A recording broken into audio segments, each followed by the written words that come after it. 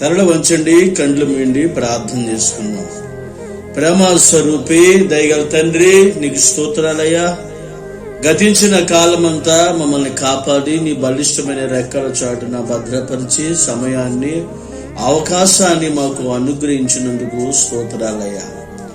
ఏమిచ్చినా నీ రుణాన్ని తీర్చుకోలేము, నీ భాగ్యాన్ని మేము తీర్చలేమయ్యా. నీ భాగ్యాన్ని పొందుకుంటూ నాయనా మా దినములు గడుపుచు నాయనా తేజోవాసులైన స్వాస్థ్యములో మేము పాలు భాగస్తులుగా జీవించుచు మాకు అనేక నివాస స్థలములు ఏర్పాటు చేస్తున్న మా యేసయ్యా నీకు వందనాలు. ఈ దినమంతయు ఈ రోజంతయు మీరు మాకు తోడేండి. నీ లేఖనమును ధ్యానము చేయబోతుండగా నిజమైన స్వస్థత మాకు అనుగ్రహించి మాకు వెలుగుగాను, మా మార్గాల్లో నీవు దీపముగా ఉండి అనేక ఆలోచనలు చెప్పి నడిపించమని ప్రార్థిస్తున్నాం. వింటున్న ప్రతి వారిని దీవించి ఆశీర్వదించి బలపరచమని యేసు నామములో అడుగుచున్నాను నా తండ్రి, ఆమేన్. దేవుని పరిశుద్ధ నామానికి మహిమ కలుగునుగాక. కూడి వచ్చిన మీ అందరికీ కూడా నా హృదయపూర్వకమైన వందనాలు చెల్లిస్తున్నాను. చాలా మంది బలము కావాలని కోరుకుంటారు. మరి ముఖ్యంగా పిల్లలు బలహీనంగా ఉన్నప్పుడు వాళ్ళు బలముగా ఉండాలని వారికి బలమైన ఆహారాన్ని పెడతాం చిన్నతనం నుంచి. కొంతమంది ఎదిగిన తర్వాత బలహీనంగా ఉన్నప్పుడు బలం కొరకు వారికి సిరప్పులు కానీ టానిక్స్ కానీ వారికి ఇచ్చి వారు బలం పొందినట్లుగా చేయగలుగుతాం. అది భౌతికమైన బలము. మనిషికి భౌతికమైన బలము ఎంత అవసరమో ఆత్మ సంబంధమైన దేవుడు అనుగ్రహించే బలము కూడా అంతే అవసరమై ఉంటుంది. మనుషుడు తన బలము చేత కొన్ని విషయాల్ని చేయొచ్చు, కొన్ని కార్యాల్ని నెరవేర్చవచ్చు. కొంత బలము చేత కొన్ని పనులు, కొన్ని కార్యక్రమాలు జరిపించవచ్చు. గనుక మనం ఆలోచన చేయవలసిన పని ఏమిటి అంటే, మనకిచ్చింది కొంతే బలం. ఈ కొంచెం బలము చేత మన కుటుంబాన్ని, జీవితాన్ని, మనం చేస్తున్న వ్యాపారాన్ని, లేకపోతే మనం చేస్తున్న ఏ పనినైనా మన బలము చేత మనం చేయగలుగుతాం. గనుక బలం అనేది వారి యొక్క పరిమితిని బట్టి,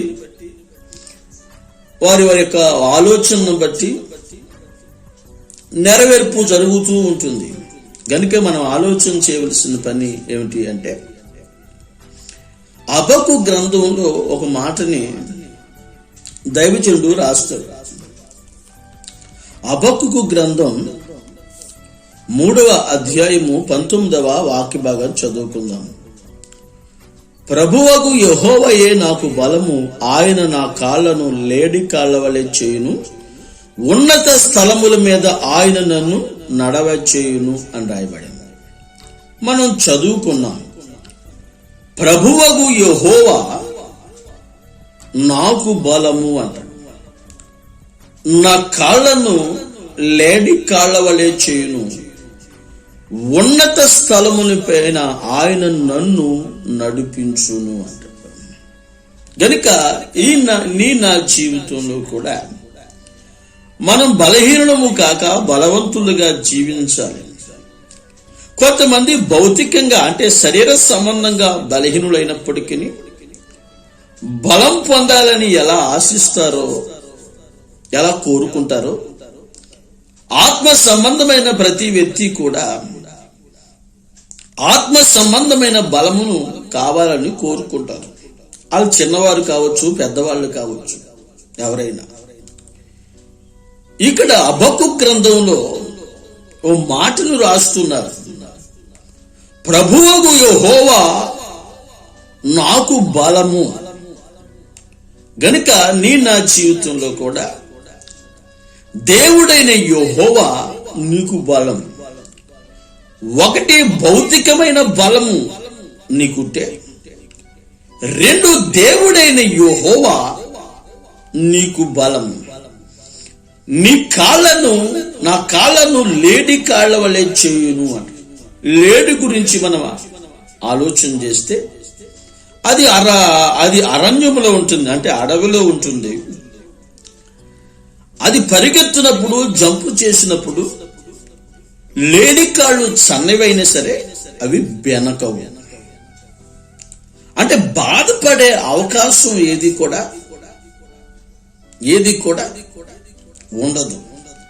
గనుక నా కాళ్ళను లేడి కాళ్ళ వలె చేయును, ఆయన నన్ను ఉన్నత స్థలముల మీద నడిపించును.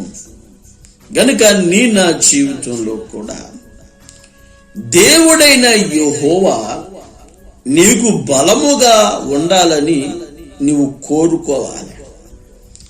బలముంది, మనకి కండ బలం ఉంది, బంధు బలం ఉంది, స్నేహ బలం ఉంది, డబ్బు బలం ఉంది, భూబలం ఉంది, ఇంకా రకరకాల పేరు బలం కూడా నీకు ఉంది. నేను కాదంటున్నా, ఎన్ని బలాలున్నా అవన్నీ భౌతికమైన బలాలే. ఆ బలాలన్నీ కూడా దేవుడైన యెహోవా ఇచ్చే బలం ముందు దేనికి పనికిరావు. ఓ మాటను నేను చెప్పాలి అనుకుంటే, దేవుడైన యెహోవాయే నీకు బలముగా ఉండాలి.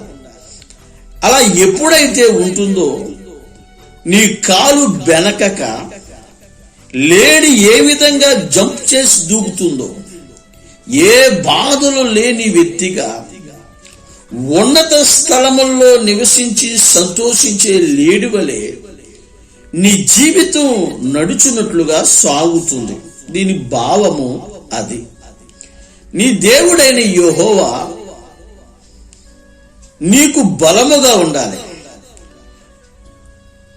ప్రభువగు యెహోవాయే నాకు బలము. ఎవరు ఈ బలము అని మనం బైబిల్ని గ్రంథస్థం చేయగలిగితే, బైబిల్లో మనం చదవవచ్చును. దినవృత్తాంతాల మొదటి గ్రంథము 29:12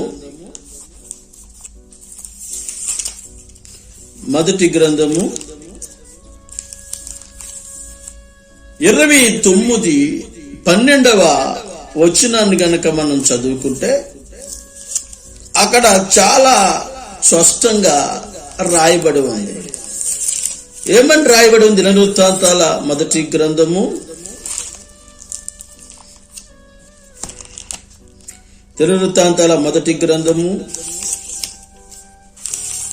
29వ అధ్యాయము 12వ వచనాన్ని చదువుతున్నాను.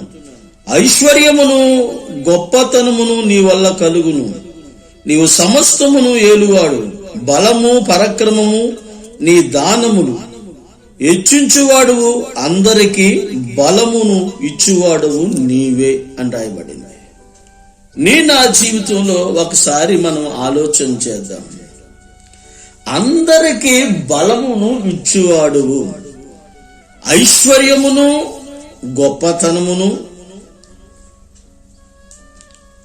నీ వల్ల కలుగును, నీవు సమస్తము ఏలువాడు, బలమును పరాక్రమమును నీ దానములు, హెచ్చించువాడు, అందరకు బలమును అనుగ్రహించువాడవు అని రాయబడినది.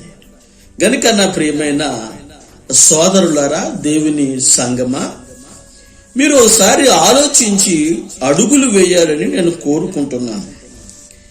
బలమునిచ్చే యెహోవా ఎవరు అంటే, బలమునిచ్చే యెహోవా ఐశ్వర్యమును గొప్పతనమును ఇవ్వగలిగిన వాడు. బలమునిచ్చు యెహోవా ఎవరు అంటే, పరాక్రమమును బలమును దయచేయగలిగిన వాడు, హెచ్చించగలిగిన వాడు. ఒకరికో ఇద్దరికో ముగ్గురుకో నలుగురికో కాక అందరికీ కూడా బలమును అనుగ్రహించేవాడు. గనుక నా జీవితంలో ఒకరికి బలమునిచ్చాడు అని ఇక్కడ రాయబల్లా, ముగ్గురికి బలమునిచ్చాడు అని రాయబల్లా. ఇక్కడ ఏమని రాయబడి ఉంది అంటే, ఆయన అందరికీ బలమునిచ్చేవాడు. ఇది ఖాయము, ఇది ఖచ్చితం.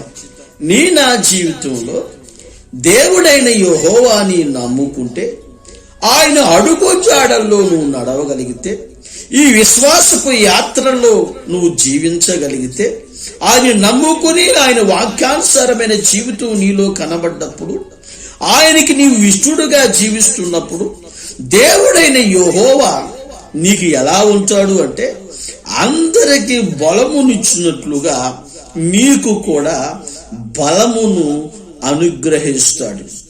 ఏ విషయాల్లో నీకు బలము లేదు? ఆలోచనలో బలము లేదా? ఏ విషయాల్లో నీకు బలము లేదు? డబ్బులో నీకు బలము లేదా? ఏ విషయాల్లో నీకు బలము లేదు? ఏ విషయాల్లో అయితే నీకు బలము లేదో, ఏ విషయాల్లో అయితే సతమతమవుతున్నావో, ఏ విషయాలైతే నేను పట్టి పీడిస్తున్నాయో, ఏ సందర్భంలో నువ్వు బలహీనుడుగా మార్చబడుతున్నావో, ఆ సందర్భం ఎరిగిన యెహోవా, ఆ సందర్భాన్ని చూసిన యెహోవా, ఆ సందర్భాన్ని గుర్తించిన దేవుడు నీకు బలముగా ఉంటాడు. ప్రభువగు యెహోవాయే నాకు బలము. నాకు కండబలముందని ఇక్కడ చెప్పలేదే, బంధు బలముందని చెప్పలేదే, డబ్బు బలముంది అని చెప్పలేదే, నాకు చదువు బలం ఉంది అని చెప్పలేదే, అధికార బలము ఉంది అని చెప్పలేదే. ఏది కూడా ఇక్కడ భక్తుడు చెప్పటం లేదు. ఆయన అందరికీ బలమును అనుగ్రహించేవాడు. అందరూ గుర్తించవలసింది, అందరూ అనుసరించవలసింది, అందరూ నమ్మవలసింది ఎవరు అంటే, ప్రభువకు యెహోవాయే బలము. ఆయన ఎవరు అంటే అందరికీ బలమునిచ్చేవాడు. కనుక నమ్మండి, ఆయన సన్నిధిలో నిలవండి. నమ్మండి, ఆయన సన్నిధిలో కృతజ్ఞులై నిలిచి ఉండండి. ఆయన్ని నమ్మండి, ఆయన్ని వేడుకొనండి. ఆయన నమ్మండి, ఆయన దివారాత్రములు స్తుతించండి. ఆయన నమ్ముకొనండి, ఆయన వాక్యాన్ని ధ్యానము చేయండి దివారాత్రములు. నా జీవితంలో ఆయన నీకు అందరికీ బలమును అనుగ్రహించు యెహోవా ఆయన మాత్రమే. మరి ఎలా అని 1-2 మాటలు చెప్పుకుని క్లుప్తంగా ఈ వాక్య ధ్యానాన్ని మనం ముగించుకోబోతున్నాం. జాగ్రత్తగా వినండి, శ్రద్ధగా చదువుకోండి. బైబిల్లో మనం చదువుతున్నాం. చదవండి. మొదటగా సమూయేలు మొదటి గ్రంథం 2వ అధ్యాయం 4వ వాక్య భాగాన్ని చదువుతున్నాను. ప్రఖ్యాతి నొందిన వీలుగాండ్రులు ఓడిపోదురు, త్రుట్టిల్లిన వారు బలము ధరించుకుందురు. ఇది ఎట్టి మాట అని ఒకసారి మనం ఆలోచన చేస్తే, ఈ వాక్యాన్ని అన్న తన నోటు ద్వారా పలుకుతుంది. ప్రతి ఏటేటా మందిరానికి పోయేవారు, షిలోహులో ఉన్న మందిరానికి పోయేవారు. కానీ గర్భఫలం లేదు. ఏటేటా మొక్కుబళ్ళు చెల్లించేవారు, ఏటేటా ప్రభు సన్నిధికి వెళ్ళేవాళ్ళు తప్ప ఈమె జీవితంలో ఆశించదగిన ఫలితాలు అనేవి పొందేది కాదు. గర్భఫలం లేకపోవటం, దోషణ పాలవటం, హీనురాలుగా కనబడటం. ఇంకా మనం చెప్పాలంటే మందిరానికి వెళ్తుంది తప్ప తన జీవితంలో కార్యం జరగక, తన జీవితంలో సంతోషం అనేది కానరాకపోవటం వలన తుట్టిల్లటం అనేది సామాన్యంగా జరిగేది ప్రతి వాళ్ళు. ఇన్ని సంవత్సరాలు మందిరానికి వెళ్ళాను, ఇంత భక్తిపరుడుగా ఉన్నాను, ఇన్ని ప్రార్థనలకు ఇంత ప్రార్థన నేను చేశాను, ఇన్ని భాగాలు నేను ఇచ్చాను, ఇంత కానుక ఇచ్చాను, ఇంత పరిచర్య చేశాను, లెక్కలా కట్టుకుంటాం, వెనక తోకలాగా పెంచుకుంటాం. వాటిని ఎప్పుడో ఇచ్చినా గాని వాటిని చదువుతూనే ఉంటాం. మనం ఆలోచన చేయవలసిన పని ఏమిటి అంటే, నా జీవితంలో ప్రఖ్యాతి నొందిన వీలుగాండ్రులు ఓడిపోదురు, త్రుట్టిల్లిన వారు బలమును ధరించుకుందురు. గనుక మనం చేయవలసిన పని ఏమిటి అంటే, ప్రఖ్యాతి నొందిన వారు ఓడిపోతారు, వీలుగాండ్రులు. త్రుట్టిల్లిన వారు బలమును ధరించుకుంటారు. ఇలా విజ్ఞాపన చేస్తుంది పాట కింద పాడుకుంటూ. గనక మనం ఆలోచన చేయవలసిన పని ఏంటి అంటే, ప్రఖ్యాతి నొందిన వాళ్ళు ఓడిపోతారు, త్రుట్టిల్లిన వారు బలమును ధరించుకుందురు. నా జీవితంలో అన్న ఏం చేసింది? అన్న ఏడవసాగింది, అన్న ఏడ్చింది, ఇశ్రాయేలు దేవుని దగ్గర మొరపెట్టుకుంది. ఇంకా మనం చెప్పాలి అనుకుంటే ఆత్మను కుమ్మరించినంతగా ప్రార్థన చేయగలిగింది అన్న. అంత మాత్రమే కాక తనను దైవ సేవకుడు ఏమన్నా గాని కరెక్ట్గా సమాధానం చెప్పింది. కోపంగాను తాపంగాను ఇసురుబాటుగాను లేతే అవి సమాధానం చెప్పాల, చక్కగా సమాధానం చెప్పింది. కనుక మనం ఆలోచన చేయవలసిన పని ఏమిటి అంటే, త్రొట్టిల్లిన వారు బలమును ధరించుకుందురు. అయా, త్రొట్టిల్లిన వారు అంటే పడిపోయిన వారు బలహీనులు బలం పొందుతూ సాధ్యమంటారా అని మీరు అనొచ్చు. అవును, త్రొట్టిల్లిన వారు త్రొట్టిల్లటం అంటే నువ్వు భక్తిలో త్రొట్టిల్లటం అని నువ్వు అనుకోవచ్చు. కొంతమంది భక్తిలో త్రొట్టిల్తారు, కొంతమంది జీవితంలో కూడా జీవిత అనుభవాల చేత కూడా త్రొట్టిల్లేవారు ఉన్నారు, తొందరపడే వాళ్ళు ఉన్నారు. నీ జీవితం ఎలా ఉన్నా, నీ జీవితం ఎలా సాగుతున్నా నువ్వు ఆలోచన చేయవలసిన పని ఏమిటి అంటే, త్రొట్టిల్లిన వారు బలమును ధరించుకుందురు. నీ దేవుడైన యెహోవా నీకు బలము అన్న సంగతిని ఎప్పుడు నువ్వు జ్ఞాపకం ఉంచుకోవాలి. నీ దేవుడైన యెహోవా బలము త్రొట్టిల్లిన వారు ధరించుకుంటారు. బైబిల్లో మనం చదవచ్చు. న్యాయాదులు ప్రతల గ్రంథము 16వ అధ్యాయం 12వ వచనాన్ని కనుక మనం చదువుతున్నప్పుడు, పరాక్రమం కలిగిన బలాఢ్యుడా అని రాయబడింది. ఎవరి గురించి? గిద్యోను కొరకు. గిద్యోను ఏం చేస్తాడు? మీరు 6వ అధ్యాయం చదువుతున్నప్పుడు, చాటున గోధుమలు దొల్లగొట్టుకుంటాడు. తన కొరకు, తన కుటుంబం కొరకు, తన ఆకలి కొరకు, తన కుటుంబ పోషణ కొరకు దొంగ చాటున మిద్యామీనులకు భయపడి గోధుమలు దొల్లగొట్టుకుంటాడు. ఒక్కసారి మీరు ఆలోచన చేయండి. గిద్యోను దేవుని బిడ్డ, గిద్యోను దేవునిలో ఉన్నవాడు, తన పితరులంతా దేవునిలోనే సాగినవాడు. వీళ్ళకి ఎర్ర సముద్రం, ఎరుకో ప్రాకారాలు, ఆకాశం నుండి మన్నాను, బండ నుండి మధుర జలము, ఇంకా మనం చెప్పలేదంటే గొప్ప గొప్ప యెహోవా యుద్ధాలు వీళ్ళకి జరిగించి యెహోవా వీరికి జయాన్ని ప్రసాదించాడు. కానీ మిద్యామీనుల భయము చేత తన గోధుమలను అంటే ధాన్యమును దొల్లగొట్టుకుంటున్నాడు. ఒక్కసారి మీరు ఆలోచన చేయండి. ఈ లోకంలో అంత భయమే. పోషించలేననే భయం, సంపాదించలేననే భయం, వెనకాల 4 రాళ్లు వేయలేననే భయం, ఇంకా చెప్పాలంటే రకరకాల భయాలన్నీ పట్టి పీడిస్తున్నాయి. రేపేమవుతుందో, రాబోయే రోజుల్లో ఏమవుతుందో, నా ఆరోగ్యం ఏమవుతుందో, నా కుటుంబం ఏమవుతుందో, నా జీవనం ఏమవుతుందో, నా పిల్లలు ఏమవుతారో, అంత భయం. ఆలోచనలో భయం, చూపులో భయం, నడకలో భయం, ఏది ప్రారంభించాలనే భయం. చెప్పాలంటే భయము భయానకంగా మార్చబడి మనుషుల జీవితాన్ని భయపెడుతుండగా ప్రతి వాడు ఆ భయము చేత దొంగ చాటున గోధుమను దొల్లగొట్టుకుంటున్నాడు. జీవనోపాధి కొరకు, పిల్లలను పోషించటం కొరకు చాలా మంది త్రొట్టిల్లిన వారు ఉన్నారు. ఆత్మీయులుగానే కనబడతారు, చదువుతూనే కనబడతారు, ప్రార్థన చేస్తూనే కనబడతారు, ఆరాధన చేస్తూనే కనబడతారు, ఆదివారం ఆరాధనకు వెళ్తూనే కనబడతారు, భక్తు పనుల్లాగానే కనబడతారు, తెల్లటి వస్త్రముల్లోనే కనబడతారు.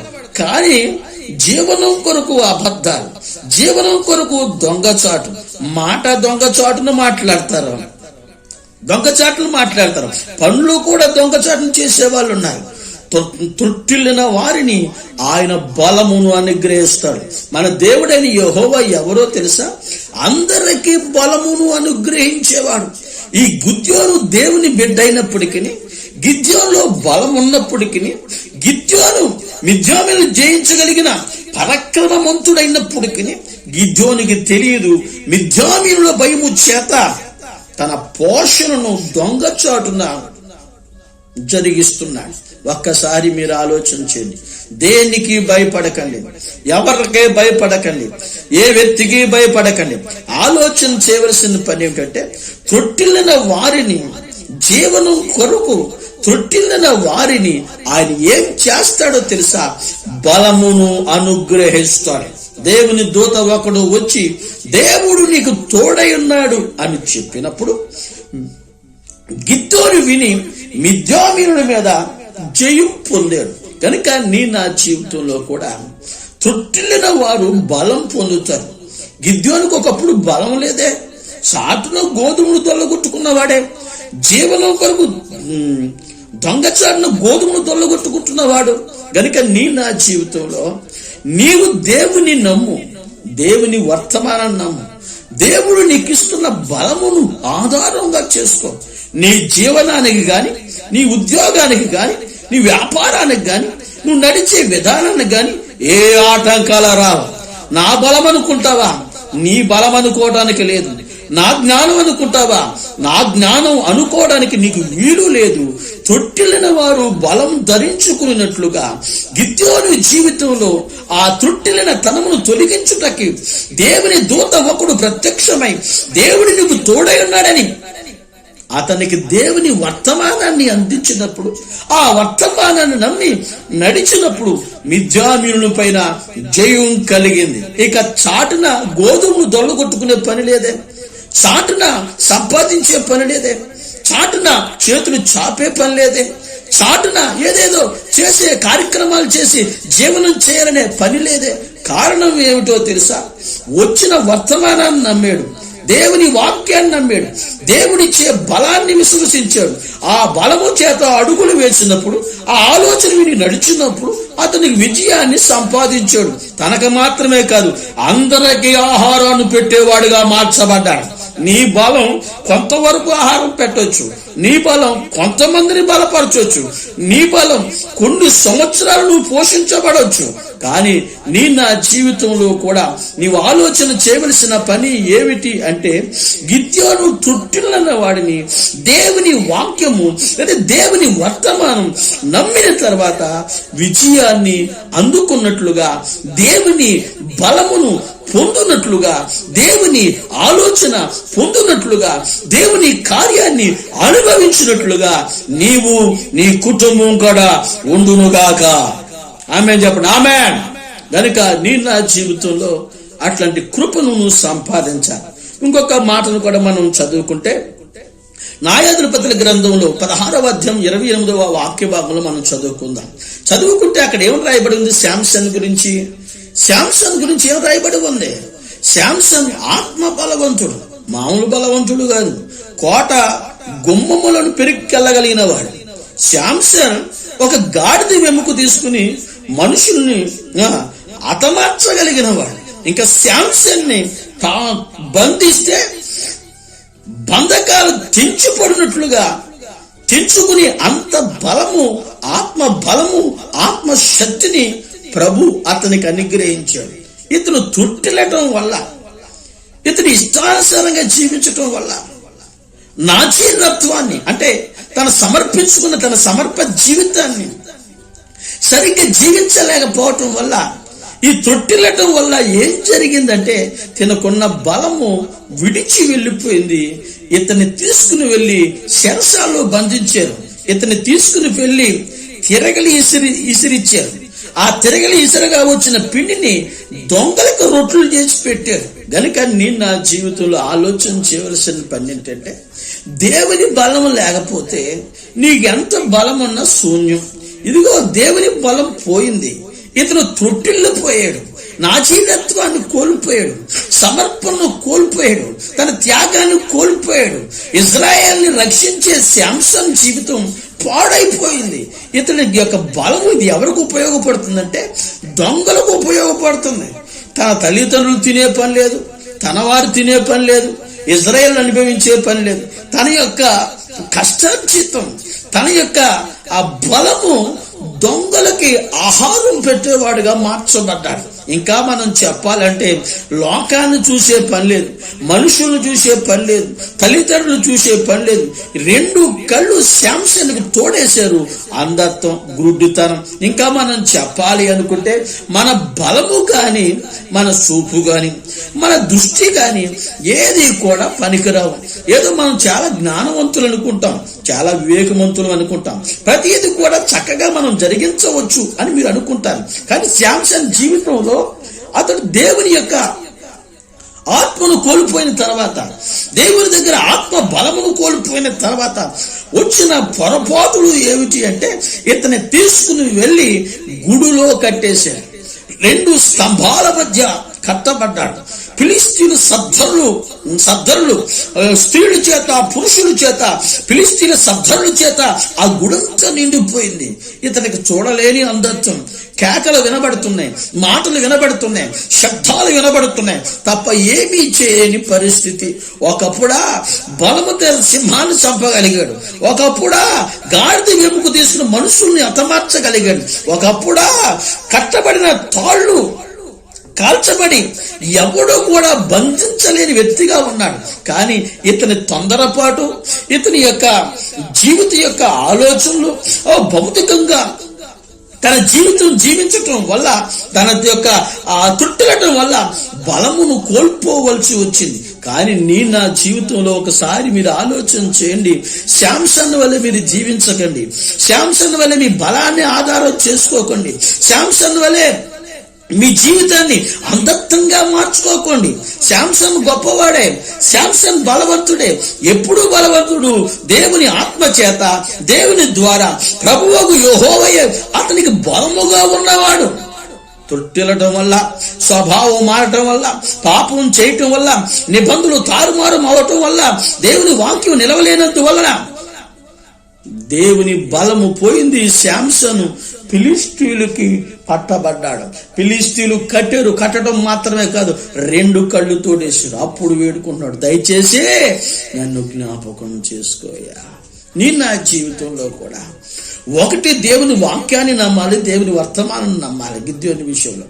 ఇప్పుడు రెండవదిగా నువ్వేం చేయాలో తెలుసా? నీవు దేవుని సన్నిధిలో ప్రార్థన చేసే వ్యక్తివి కావాలి, ప్రార్థన చేసే వ్యక్తివి కావాలి. అయ్యా నేను కోల్పోయాను, నేను పాపినే, అయ్యా నేను ఇట్లా చేసింది వాస్తవమే అని చెప్పి దయతో నన్ను జ్ఞాపకం చేసుకో. అంటే అర్థం ఏంటి?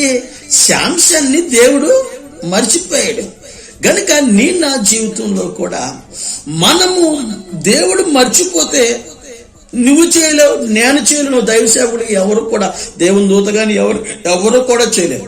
అయ్యా నన్ను జ్ఞాపకం చేసుకొని దేవుణ్ణి అడుగుతున్నాడు, అయ్యా నన్ను ఒక్కసారి జ్ఞాపకం చేసుకోయ్యా అని దేవుని బ్రతిమాలినప్పుడు దేవుడు అతని జ్ఞాపకం చేసుకుని మరలా బలమును అనుగ్రహించాడు. అతడు మొదట హతమార్చిన వారి కంటే కూడా తర్వాత హతమార్చిన వారి లెక్క విస్తారంగా ఉంది. కనుక ఒక్కసారి మీరు ఆలోచన చేయండి. దేవుని బలము చాలా ప్రాముఖ్యమైనది. ఆ బలమును ధరించుకోవాలి అనుకుంటే నువ్వు శాంసన్ వలె దేవుని యొక్క జ్ఞాపకాల్లో ఉండినట్లుగా ప్రభు సన్నిధిలో ఎక్కువగా ప్రార్థించేవాడు కావాలి. బైబిల్లో మాట రాయబడింది, లోకా సువార్తమానంలో మీరు చదవచ్చు. శోధనలో ప్రవేశించుకుంటున్నట్లు మెలకువగా ఉండి ప్రార్థన చేయండి. శోధనలో ప్రవేశించుకున్నట్లు మెలకువగా ఉండి ప్రార్థన చేయండి. ఒక అక్క మెలకువగా ఉండమని వాక్యం చెప్తే ఇంటికి వెళ్ళి మిల్టన్ ప్లాస్కో కొనుక్కుని రాత్రంతా దాంట్లో టీ పోసుకుని టీ తాగటం, రాత్రంతా ప్రార్థన చేయటం, తెల్లారికి వాంటింగ్స్, జ్వరము, తలనొప్పి. అంటే మెలకువగా ఉండమంటే ఏంటి అర్థం? ప్లాస్కోలో టీ వేసుకుని మెలకువగా ప్రార్థన చేయమన్నా? అలా కాదు. మెలకువగా ఉండటం అంటే పిల్లల గురించి ముందుగానే ప్రార్థన చేయాలి. పరీక్ష రాయడానికి వెళ్ళినప్పుడు కాదు, పరీక్షలు రాకమునిపే ప్రార్థన చేయాలి. మనము శోధనలో ప్రవేశించుకుంటున్నట్లు అది మెలకువగా, అంటే అడ్వాన్స్డ్ అయిన ప్రార్థనను మీరు చేయాలి. అలా ప్రార్థన చేసినప్పుడు ఆ మెలకు కలిగి మీరు శోధనలో ప్రవేశించరు. మనకి చదువు ఉందా? ఉంది. జ్ఞానం ఉందా? ఉంది. బలం ఉందా? బలం ఉంది. దృష్టి ఉంది, కను దృష్టి ఉందా? కను దృష్టి ఉంది. తలంపు ఉంది, ఆలోచన ఉంది, కోరుకుంది, ఎంతో కొంత జ్ఞానం ఉంది, బలం ఉంది. చదువులున్నాయి, ఎన్నో డిగ్రీలు సంపాదించారు, ఎంతో డబ్బు ఉంది, విండు ఉంది, బంగారం ఉంది, ఇవి కూడా చెప్పుకున్నాం. ఇన్నున్నా కానీ మనిషి జీవితంలో ప్రార్థన అనేది లేకపోతే, మెలకువ కలిగి చేసిన ప్రార్థన లేకపోతే ఆ వ్యక్తి శోధనలో ప్రవేశిస్తాడు. అంటే దుష్టుడు వచ్చి నిన్ను నెట్టడు, మనుషులు నిన్ను నెట్టరు. నీకు నువ్వే ప్రార్థన చేయలేకపోవటం వల్ల శోధనలో నువ్వు ప్రవేశిస్తావు. అంటే చదువుకు లేని బలం, డిగ్రీలకు లేని బలం, డబ్బుకు లేని బలం, మనుషులకు లేని బలం, మన ఆలోచన లేని బలం, మన జ్ఞానానికి లేని బలము ప్రార్థన శక్తికి ఉంది. గనుక నా జీవితంలో కూడా ఈ యొక్క ప్రార్థన ఎక్కువగా చేయడానికి మీరు ఇష్టపడాలి. ప్రార్థన శోధనలో ప్రవేశించకుండా ఆపగలుగుతుంది. నేను వస్తున్నాను. ప్రార్థన ఏం చేస్తుంది అంటే నడిపింపునిస్తుంది. మన బుర్రకు లేదు అంత నడిపింపు, మన చదువుకు లేదు అంత నడిపింపు. ప్రార్థన అనేది నడిపింపునిస్తుంది. ఈ శాంసన్ ఆత్మీయంగా జీవించాడు తప్ప మెలకువ కలిగి ప్రార్థన చేసిన వాడు కాదు. ఎక్కడొచ్చింది ఈయన మెలకువ? కళ్ళు తోడబడిన తర్వాత వచ్చింది. ఎక్కడొచ్చింది ఇతనికి మెలకువ? ఎక్కడొచ్చింది మెలకువ? ఇతన్ని బంధించినప్పుడు వచ్చింది మెలకువ. ఎక్కడొచ్చింది మెలకువ? స్త్రీ పురుషులు కలిగి అతను చూసి నవ్వుతున్నప్పుడు, మా శత్రువు మా చేతికి చిక్కాడు అన్నప్పుడు వచ్చింది మెలకువ. అప్పుడు చేశాడు ప్రార్థన. ప్రార్థన అనేది శోధనను దాటివేయటం కాదు, శోధనలో ప్రవేశించకుండా చేస్తుంది. కనుక ఎక్కువగా మనం ప్రార్థన చేయాలి. ఆ ప్రార్థన మనం ఎడబాటు చేయకుండానట్లుగా ఈ శాంసన్ కోరుకున్నాడు, నన్ను జ్ఞాపకం చేసుకోయా అన్నప్పుడు బలమునిచ్చాడు. ఆ బలము ద్వారా నవ్వుతున్న వారిని, అపహాసిస్తున్న వాళ్ళని, తన ఎదుటున్న వారిని ఒకేసారి హతమార్చగలిగాడు. కనుక విజయాన్ని నీవు సంపాదించాలి అనుకుంటే, సుఖ జీవితాన్ని నువ్వు గడపాలి అనుకుంటే తప్పనిసరిగా ఒకటి, వచ్చిన వాక్యాన్ని నమ్మటం గిద్యోని వలె త్రుట్టిన వారు. రెండవదిగా, నీవు కోల్పోయిన ఆ ప్రార్థనా స్థితిని మరలా పొందినప్పుడు ఆ ప్రార్థన నిన్ను నడిపిస్తుంది అన్న వాస్తవాన్ని నువ్వు గ్రహించాలి. ఆ ప్రార్థన ఏర్పాటుతో నీవు ఉన్నప్పుడు ఆయన నాకు శాంసను వలె బలాన్ని ఇస్తాడు, విజయాన్ని సాధిస్తాడు. కనుక ఇంకొక మాటను కూడా చెప్తాను. రెండో మాటను చదవండి. కీర్తనల గ్రంథము 18వ కీర్తన 39వ చరణాన్ని చదువుకుందాం. కీర్తనల గ్రంథం 18వ చరణం, 18వ కీర్తన 39వ చరణాన్ని చదువుతున్నాను, వినండి.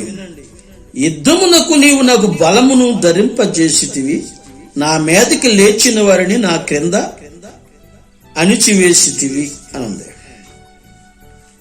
బైబిల్లో ఒక్క మాట మనం చదువుకున్న రెండో మాట, యుద్ధమునకు నీవు బలమును ధరింపచేసితివి, నా మీదకి లేచిన వారిని నా క్రింద అణిచివేసితివి అని రాయబడి. గనుక రెండవదిగా వాటి త్రొట్టిల్లటం అని చెప్పుకున్నాం. అలాగే రెండవదిగా చెప్తున్న మాట ఏమిటి అంటే, యుద్ధమునకు నీవు బలమును ధరింపచేసితివి అంటే అర్థం ఏమిటి? యుద్ధానికి పోయేవాడు డాలుని, కత్తిని, శిరస్రావణమును తీసుకుని వెళ్తాడు. కానీ యుద్ధమును పోయినప్పుడు బలమును ధరింపచేసితివి అంటే అంటే మనం వస్త్రాలు ధరించుకున్నట్లుగా యుద్ధానికి పోయిన ఓ పరాక్రమవంతుడికి, లేదా ఒక రాజుకి, లేదా ఒక సైన్యాధిపతికి బలమును ధరింపచేస్తున్నాడట. అంటే నీ విరోధులతో నీవు పోరాడునప్పుడు నీ దేవుడైన యెహోవా నీకు బలము గనుక ఆయన ఏం చేస్తాడు అంటే నీ విరోధుల ఎదుట నీకు బలమును ధరింపజేస్తాడు. చాలా మంది బాధపడతారు, నా పక్షాన మాట్లాడేవాళ్ళు లేరు అని. కొంతమంది నాకు తోడుగా లేరని బాధపడే వాళ్ళు ఉంటారు. గనుక నువ్వు యుద్ధానికి పోయినప్పుడు నీ విరోధులు ఎదుట నీకేం చేస్తాడు? బలమును ధరింపజేస్తాడు. అది మనుషుల ద్వారానో, లేకపోతే నీ ఆలోచనల ద్వారానో, నీ నడవడిక ద్వారానో, నీకు కలిగిన ఆ టెక్నాలజీ ద్వారానో నీకు బలమును ప్రభు ఇస్తాడు. యుద్ధమునకు పోయినప్పుడు నాకు బలమును ధరింపచేసితివి, నా మీదకి లేచిన వారిని నా క్రిందకి అణిచివేసితివి. చాలా బాగుంది మాట. కనుక నేను నా జీవితంలో కూడా యుద్ధానికి, ఇప్పుడంటే యుద్ధాలు లేవు, అప్పుడు యుద్ధాలు ఉండేవి. భూమి కొరకు మనుషులు పోరాడుకునేవాళ్ళు, రాజ్యాలు ఆ విధంగా స్థాపించబడ్డాయి. ఇప్పుడు భారతదేశంలో మిలిటరీ ఉంది, పాకిస్తాన్కు ఉంది, చైనాకు ఉంది, జపాన్కు ఉంది, అమెరికాకు ఉంది. ప్రతి దేశానికి ఆర్మీ అనేది ఉంది. రక్షక భటులు అన్న వాళ్ళు ఉన్నారు, మిలిటరీ వాళ్ళు ఉన్నారు. ఇప్పుడు లేవు యుద్ధాలు. కానీ నువ్వు ఎలా తీసుకోవాలి? నీ విరోధుల దగ్గరకు నువ్వు వెళ్తున్నావు, సర్ప సంతానము దగ్గరకు వెళ్తున్నప్పుడు నీకు ఆయన ఏం చేస్తాడు అంటే బలమును ధరింపజేస్తాడు. ఓ ప్రత్యేకమైన ఓ బలము, లోకంలో ఉన్న మనుషులకు లేని బలము. ఆ బలములో నీకు దేవుడైన యెహోవా నీకు ఇస్తాడు.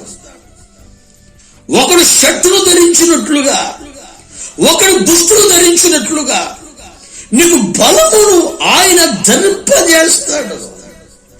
బైబిల్లో మనం చదువుకోవచ్చు. మోషే అంటాడు యెహోషువ, నీవు అమాలేకీయులతో యుద్ధం చేయి, నేను కొండ శిఖరమునకు వెళ్తా. నిర్గమకాండం 17, 9, 12 వచనాలు చదువుకో. వెళ్ళి కొండ శిఖరం పైన కూర్చున్నాడు, చేతుల్లో ఎత్తి ప్రార్థన చేస్తున్నాడు. చేతులు పైకెత్తినప్పుడు ఇశ్రాయేలుకు జయం కలగటం చూశారు. మోషే చేతులు బరువెక్కి కిందకి దించినప్పుడు యుద్ధ భూమిలో ఉన్న అమాలేకీయులు జయం పొందుట చూస్తున్నారు.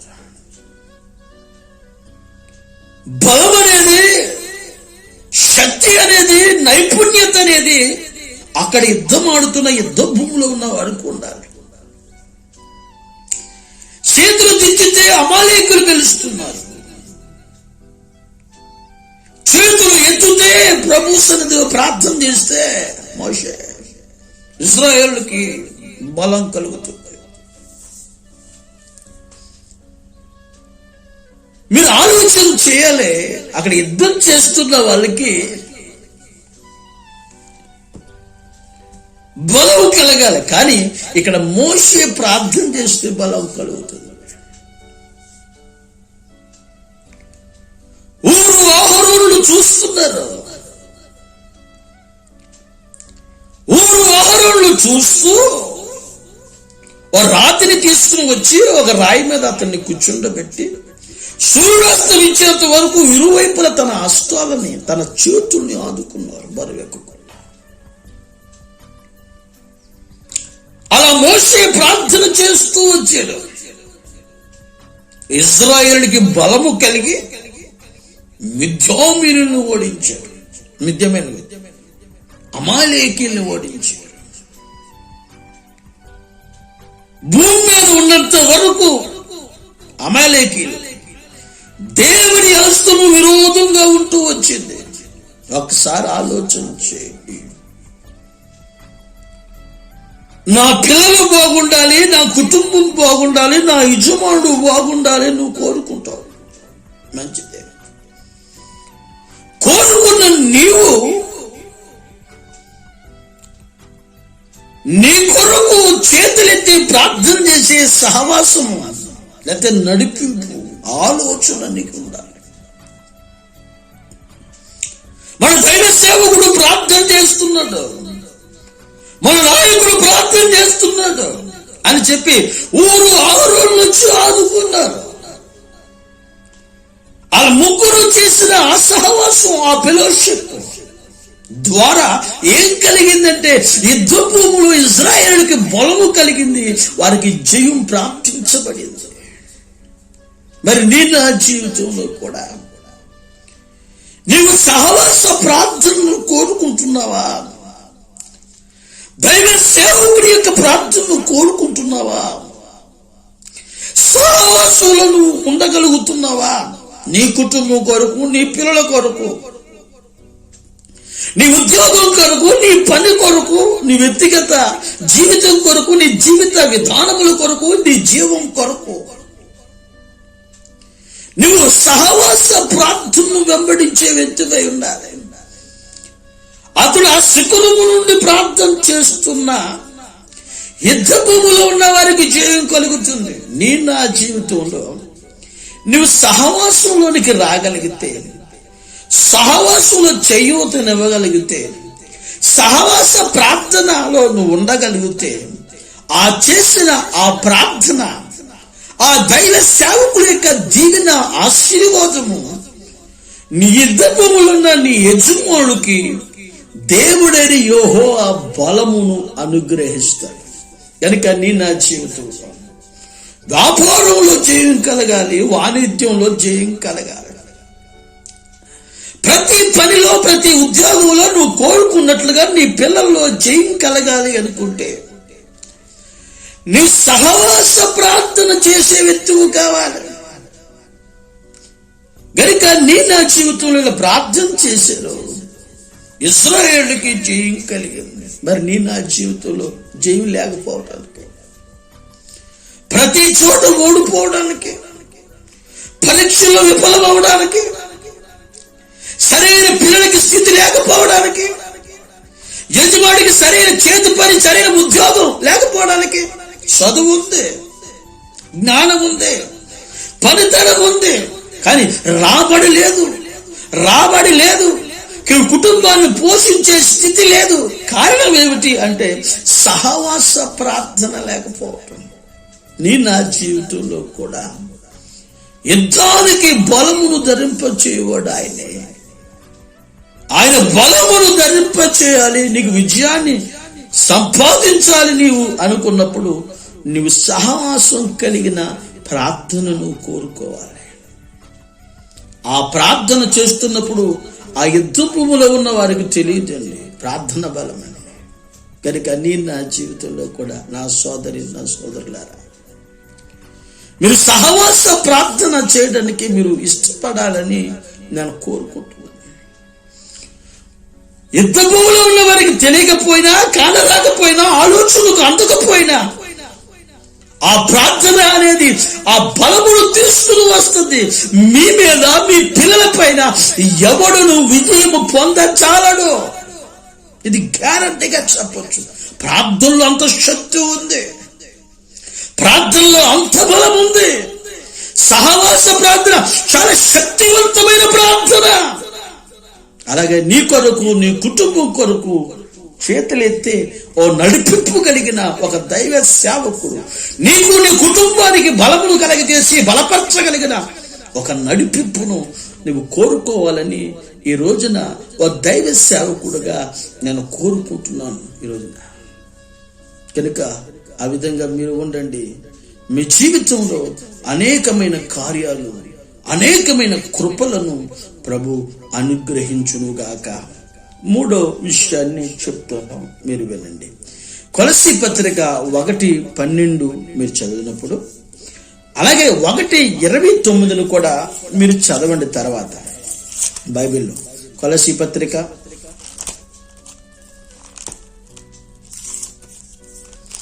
కొలస్సీలు రాసిన పత్రికలో 1:12 చదువుతున్నాను, వినండి. చివరి మాటలు చదువుతున్నాను.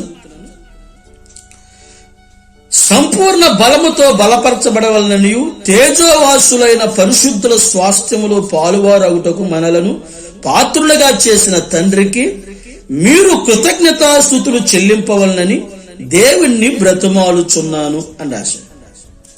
29 చదువుతున్నాను. 1:20 అందు నిమిత్తం నాలో బలముగా కార్యసిద్ధి కలగచేయు ఆయన క్రియాశక్తిని బట్టి నేను పోరాడుతూ ప్రయాసపడుచున్నాను. పైన మీరు చదువుకోండి, బోధ గురించి రాయబడి ఉంది 28 కూడా. ఇక్కడ దైవజనుడైన పౌలు నాలో అందు నిమిత్తం నాలో బలముగా కార్యసిద్ధి కలగచేయు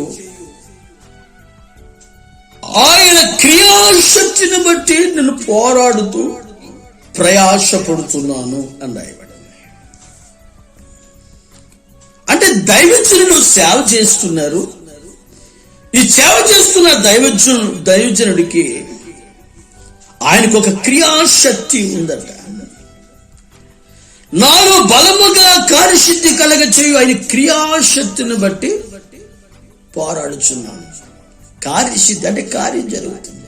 ఆ శక్తి ఏమిటి అంటే పరిశుద్ధాత్మ శక్తి. ఈ పరిశుద్ధాత్మ శక్తి చేత సంపూర్ణ బలముతో మీరు బలపరచబడవాలని ప్రతి మనిషికి బుద్ధి చెబుతూ ప్రతి మనిషికి బోధించుతూ ఆయన్ని ప్రకటించుచున్నాము. అందు నిమిత్తం నాలో బలముగా కార్యసిద్ధి కలగచేయని క్రియాశక్తిని బట్టి పోరాడుతూ ప్రయాసపడుతున్నాను. ఓ బలమైన కార్యసిద్ధి కలుగుతుంది. ఎలాగా అంటే పరిశుద్ధాత్మ ద్వారా కార్యసిద్ధి. మనం ప్రార్థన చేస్తే దెయ్యం వెళ్ళిపోతుంది. మనం ప్రార్థన చేస్తే స్వస్థత కలుగుతుంది. మనం ప్రార్థన చేస్తుంటే రోగులు బాగుపడుతున్నారు, స్వస్థతలు కలుగుతుంది. మనం ప్రార్థన చేస్తే మేళ్లు పొందుతున్నారు. మనం ప్రార్థన చేస్తే దీవించబడుతున్నారు. అలా ఎలా జరుగుతుంది అంటే బలముగా కార్యసిద్ధిని చేస్తున్నాడంట పరిశుద్ధాత్ముడు. ఆయన క్రియాశక్తిని బట్టి పోరాడుతూ ప్రయాసపడుతున్నాను. గనుకండి నా జీవితంలో కూడా పరిశుద్ధాత్మ అభిషేకమును నువ్వు పొంది కలిగి జీవించాలి. ఆ పరిశుద్ధాత్మ అభిషేకాన్ని నువ్వు పొందినప్పుడు నీలో ఆ పరిశుద్ధాత్ముడు అదృశ్య దేవుని యొక్క స్వరూపి ఏం చేస్తాడు? నీలో బలంగా కార్యశక్తిని కలిగజేస్తాడు. ఆయన నీలో క్రియ చేస్తుండగా అంటే నీలో పని చేస్తుండగా నీవు పోరాడుతూ ప్రయాసపడతావు. కనుక నా జీవితంలో కూడా దేవుడిచ్చే అమూల్యమైన కృపను, దేవుడిచ్చే అమూల్యమైన శక్తిని, దేవుడిచ్చే అమూల్యమైన బలమును సంపాదించే వ్యక్తులు కావాలి. పరిశుద్ధాత్మ శక్తి చేత నువ్వు నింపబడాలి. ఆ పరిశుద్ధాత్ముడు కార్యసిద్ధిని కలిగజేస్తాడు నీలో. పౌలు దగ్గర బలహీనమైన పాదాలు కలిగిన వాడు వాక్యం ఉంటున్నాడు. వాడు వాక్యం ఉంటున్నప్పుడు స్వస్థత పొందుటకు ఆ విశ్వాసం ఉందని ఎరిగి వాడిని లేచి నడమని చెప్పి వాడు లేచి నడవసాగిన బలహీనమైన పాదాలు. ఒకసారి మీరు ఆలోచన చేయండి. నాలో బలముగా కార్యసిద్ధి కలగజేస్తున్నాడు. ఒక దైవ సేవకుడు, ఒక విశ్వాసి, ఒక ఆత్మీయుడు ప్రభువులో సాగుతున్న వానికి పరిశుద్ధాత్మ అభిషేకంతో నింపబడిన వ్యక్తి కావాలి. పరిశుద్ధాత్మతో నింపబడిన ఆ వ్యక్తి ద్వారా కార్యసిద్ధి కలుగుతుంది. అంత మాత్రమే కాకుండా ఆయన క్రియ జరిగిస్తుండగా అంటే పని జరిగిస్తుండగా పోరాడుతూ ప్రయాసపడుతున్నాడట. ఆమె కనుక నా జీవితంలో కూడా ఆయన క్రియ చేస్తున్నప్పుడు బోధిస్తున్నాడట. ఆయన క్రియ పని చేస్తున్నప్పుడు రోగులు బాగుపడుతున్నారంట. ఆయన క్రియ చేస్తున్నప్పుడు దెయ్యాలు వెళ్ళిపోతున్నాయంట. ఆయన క్రియ చేస్తున్నప్పుడు అద్భుతాలు, మహత్కార్యం, సూచక్రియలు జరుగుతుండగా, కార్యసిద్ధి కలుగుతుండగా,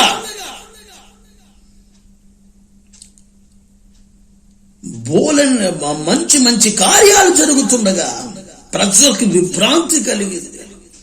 నా జీవితంలో కూడా ఓ అమూల్యమైన కృపను, అమూల్యమైన శక్తిని, అమూల్యమైన ఆశీర్వాదమును నువ్వు పొందాలి. దాని కొరకు పౌలు బోధిస్తున్నాడట. నా జీవితంలో కూడా క్రియాశక్తి అనేది చాలా అవసరమైనది. పరిశుద్ధాత్మ ద్వారా కార్యసిద్ధిని కలగచేయు ఆయన క్రియాశక్తిని బట్టి పోరాడుతూ ప్రయాసపడుతున్నాడు. అందు నిమిత్తం నాలు బలముగా కార్యసిద్ధి కలగజేస్తున్నాడు. బలం పరిశుద్ధాత్మ ద్వారా బలమనిస్తాడు. నీ సేవలో పోరాడే కృపనిస్తాడు. పరిశుద్ధాత్మ ద్వారా కార్యసిద్ధిని కలగజేస్తాడు. నువ్వు ప్రార్థన చేస్తే కార్యం జరుగుతుంది, ప్రార్థన చేస్తే మేలు జరుగుతుంది. నిన్ను క్రియ చేసి అంటే నడిపింపును దయచేసి నిన్ను పోరాడునట్లుగా చేయగలుగుతాడు. ఇదే పరిశుద్ధాత్మ యొక్క స్పెషాలిటీ. ఈ పరిశుద్ధాత్మ ద్వారా దేవుని బలం మనకు వస్తుంది. ఈ బలము చేత మనం ఏం చేయాలి? ఎఫెసీ పత్రిక 4:13 వాక్య భాగంలో రాయబడినట్లుగా కొందరిని అపోస్తులు గాను, కొందరు ప్రవక్తలు గాను, కొందరు సువార్తికులు గాను, కొందరిని కాపరులు గాను, కొందరు ఉపదేశకులు గాను నియమించారు. ఎందుకని? క్రీస్తుకు కలిగిన సమానమైన సంపూర్ణ పరిశుద్ధత గలవారొకటకు. కనుక నా జీవితంలో కూడా అట్లాంటి కృపను సంపాదించాలి. క్రీస్తు యొక్క సంఘాన్ని బలపరుచున్నట్లుగా, క్రీస్తు యొక్క సంఘమంతా బలపరచబడినట్లుగా ఓ దైవ సేవకుడు ఆత్మచేత నింపబడి, కుటుంబం అంతా బలపరచబడినట్లుగా ఒక విశ్వాసి ఆత్మచేత నింపబడి కుటుంబానికి కార్యసిద్ధి కలగచేయనట్లుగా ఉండాలి. కార్యసిద్ధి కలగచేయడం సమస్య సిద్ధిని కలగజేసే వాళ్ళు ఉన్నారు కానీ, టీవీ సిద్ధిని కలగజేసే వాళ్ళు ఉన్నారు కానీ, ఫంక్షన్లు ఇలా కార్యసిద్ధి కలగజేసే వాళ్ళు ఉన్నారు కానీ, ఆత్మ ద్వారా, ఆత్మ బలము ద్వారా కుటుంబానికి కార్యసిద్ధి కలగజేసే వాళ్ళు ఉన్నారు అని మీరు అంటారా? ఒకసారి ఆలోచించండి. గనుక ఒకసారి ఆలోచించి పరిశుద్ధాత్మ చేత నింపబడండి. ఆ పరిశుద్ధాత్మ చేతనే పౌలు సేవ చేయగలిగాడు. ఆ పరిశుద్ధాత్మ ద్వారానే బలము కలిగింది. ఆ పరిశుద్ధాత్మ ద్వారానే కార్యసిద్ధి కలిగచేయండి.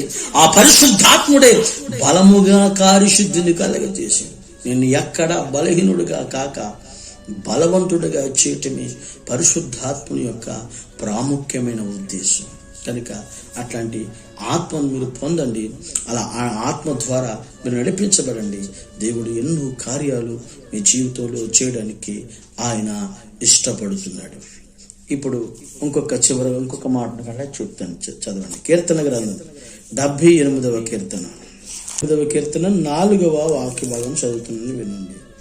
యెహోవా స్తోత్ర క్రియలను, ఆయన బలమును, ఆయన చేసిన ఆశ్చర్య కార్యములను దాచకుండా వాటిని వారి పిల్లలకు మేము చెప్పేదము.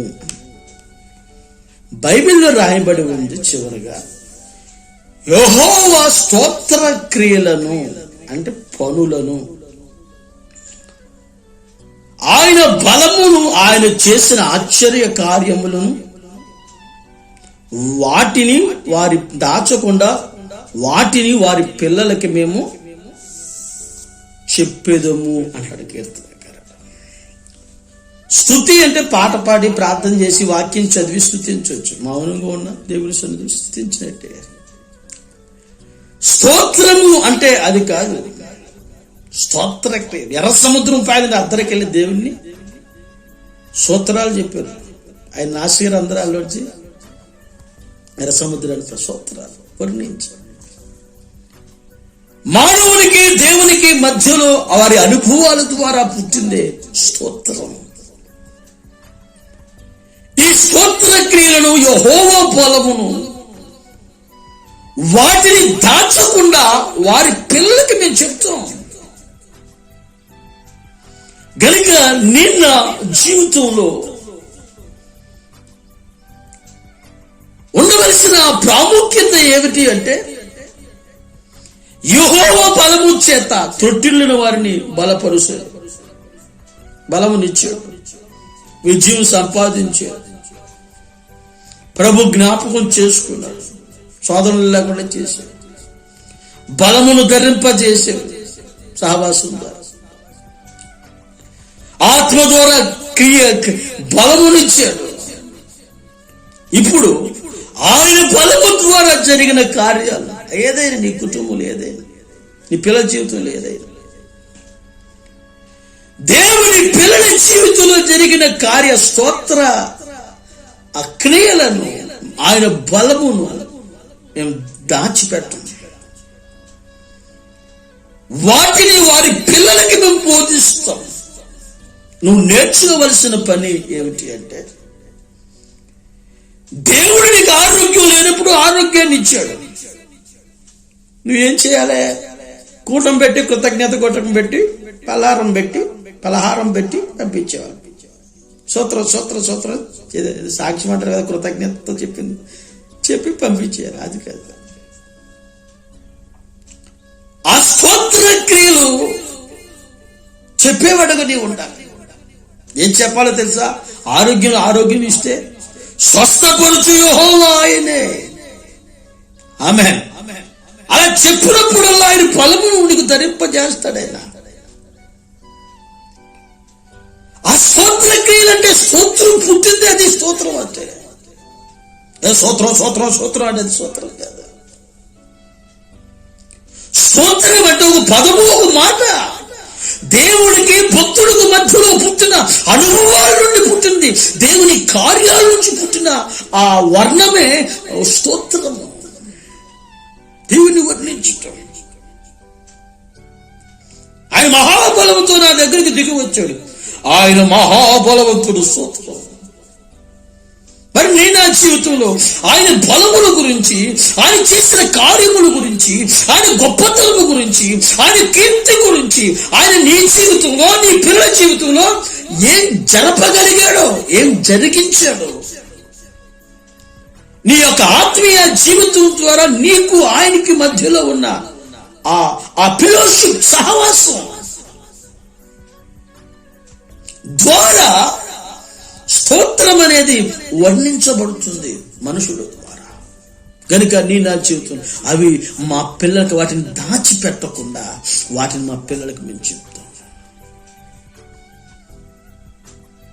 వాటిని దాచిపెట్టకుండా వాటిని మా పిల్లలకి వివరిస్తాం. వాటిని వారి పిల్లలకి మేము చెబుతాము.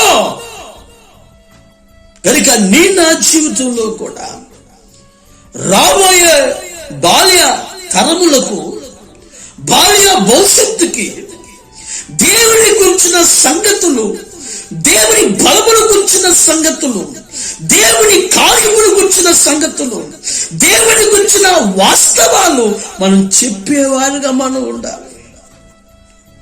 అంతేగాని వాటిని దాచి పెట్టుకుని ఏదో జరిగినప్పుడే తప్ప మరి ఎప్పుడూ కాకుండా ఉండే వాళ్ళు కూడా చాలా మంది. అది పొరపాటు.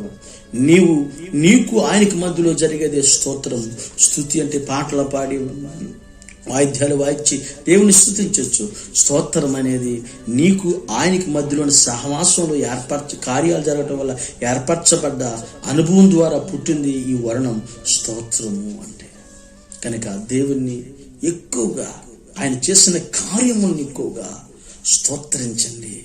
ఆ స్తోత్రము ద్వారా, ఆ స్తోత్రాల ద్వారా, ఆ బలము ద్వారా వాటిని దాచిపెట్టకుండా, వాటిని పాతి పెట్టకుండా వారి పిల్లలకి చెప్తున్నారు. కనుక నీ నా జీవితంలో దేవుని బిడలారా, మీరు ఆలోచన చేయండి. అందుకన్నాడు హబక్కూ గ్రంథంలో 3:19, ప్రభువగు యెహోవాయే నాకు బలము, నా కాళ్ళను లేడి కాళ్ళ వలె చేసాడు, వాటిని ఉన్నత స్థలముల పైన నన్ను నడవజేయును అని రాయబడి ఉంది. ప్రభువగు యెహోవాయే నాకు బలము, ఆయన నా కాళ్ళను లేడి కాళ్ళ వలె చేయను, ఉన్నత స్థలముల మీద ఆయన నన్ను నడవచేయను. కనుక నువ్వు చెప్పాలి. ఇంకా చదువుకుంటే అక్కడ 18కి వస్తుంది, నేను యెహోవా యందు ఆనందించెదను, రక్షణకర్త అయిన దేవుని యందు నేను సంతోషించెదను. ప్రభువగు యెహోవాయే నాకు బలము, నా కాళ్ళను లేడి కాళ్ళ వలె చేశాడు, ఉన్నత స్థలముల పైన నన్నైనా నడిపిస్తున్నాడు. నువ్వెవరైనా ఎట్లాంటి వారైనా నీ జీవితంలో ఆయన ఉన్నత స్థలంలో ఉన్నతమైన భవిష్యత్తునిచ్చి నిన్ను నిలవబోతున్నాడు. ఇది వాస్తవం. ఇది యెహోవా బలం వల్ల మాత్రమే జరుగును. కనుక అందరూ తరల వంచండి, ప్రార్థన చేసుకుని. ప్రభువగు యెహోవాయే నీకు బలము. మనసారా ప్రార్థన చేయండి. నోరు తెరండి ప్లీజ్. ప్రభువగు యెహోవా బలము. ఎవరు యెహోవా? అందరికీ బలమునిచ్చేవాడు, తొట్టిల్లిన వారికి బలమును అనుగ్రహించగలిగిన వాడు. గిద్యోను దేవుని బిడ్డ అయినప్పటికీ చాటున గోధుమలు దొల్లగొట్టుకుంటున్నాడు. దేవుని నమ్మని వెళ్తే ఆయన కార్యాలు ఏమైనవని తొట్టిల్లిన వాడు. గిద్యోనికి బలమునిచ్చి జయమునిచ్చాడు మిద్యానీయుల మీద నుండి, మిద్యానీయుల దగ్గర నుండి. శాంసన్ తొట్టిల్లాడు. ప్రార్థన, సహవాసం, ప్రార్థన అతన్ని మరలా దేవుడు జ్ఞాపకాల్లోకి తెచ్చుకున్నాడు. శివక్షణం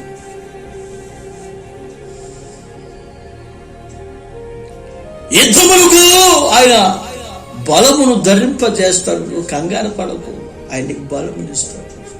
విశ్వసించు, ఆధారపడు. యుద్ధ భూమిలో ఉన్న ఇశ్రాయేలుకి బలమునిచ్చి అమాలేకీయులను ఓడించినట్లుగా చేయగలిగాడు.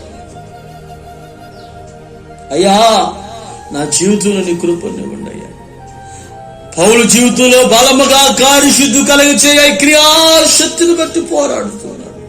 నీ కొరకు, నీ కుటుంబం కొరకు, నీ కొరకు, నీ సంఘం కొరకు, నీ కొరకు, నీ పిల్లల కొరకు నీలో కార్యశుద్ధి కలిగ చేసే పరిశుద్ధాత్మ నిమిత్తము నువ్వు పోరాడుతూ ప్రయాసపడుతున్న వ్యక్తులు కావాలి.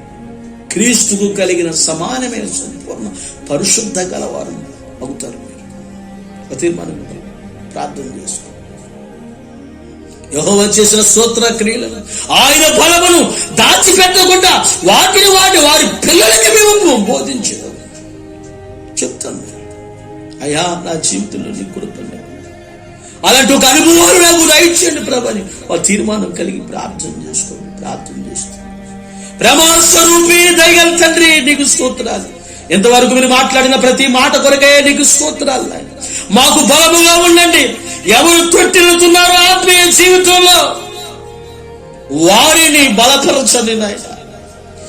ఎవరిని జ్ఞాపకాల్లో లేరా తొట్టిల్లి వారు ప్రార్థన వారిని జ్ఞాపకాలను తెచ్చుకుని నడిపింపులు కలగ చేయండి. ఎవరైతే శత్రువుల ఎదుట బలము లేదో, బలహీనులై ఉన్నారో వారికి బలమును దయచేయండి. శత్రువుల ఎదుట బలమును కలిగజేసి ఇశ్రాయేలుకి రక్షణ ఇచ్చినట్లుగా, జయమునిచ్చినట్లుగా నీ బిడ్డలకి జయమును దయచేయండి నాయన. కృప దయచేయండి. కృప కలిగిన కార్యాలు చేయండి. నీ శక్తినివ్వండి, బలమునివ్వండి. ఎంతమంది వింటున్నారో ప్రతి వారి విడికల్లో మీరు భద్రపరచండి. ఆశీర్వాదం ఇచ్చి, కృపనిచ్చి, ఘన కార్యాలు చేసి మహిమ పొందమని ప్రార్థిస్తున్నాం స్వామి. ఆశీర్వదించండి అయ్యా, ఆశీర్వదించండి అయ్యా. బలమును కలగచేయండి, శక్తిని కలగచేయండి, కృపను కలగచేయండి. నీ బలము దిగవచ్చునుగాక, నీ మహిమ దిగవచ్చునుగాక. ఈ కృపను, శక్తిని, అమూల్యమైన రక్షణ దయచేయండి. వింటున్న ప్రతి వారిని పేరు పేరున దీవించి ఆశీర్వదించి గొప్ప చేయమని యేసు నామములో అడుగుచున్నాము తండ్రి.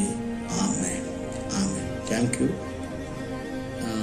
ముగించబడింది. మళ్ళా వచ్చే సమయాల్లో కలుసుకొని అంతవరకు నా కొరకు, నా ప్రయాణాల కొరకు, నా సేవ పరిచర్య కొరకు ప్రార్థన చేయవలసిందిగా సహృదయంతో మీ అందరినీ కోరుకున్నాను. Thank you so much. God bless you. మీ అందరికీ వందనాలు.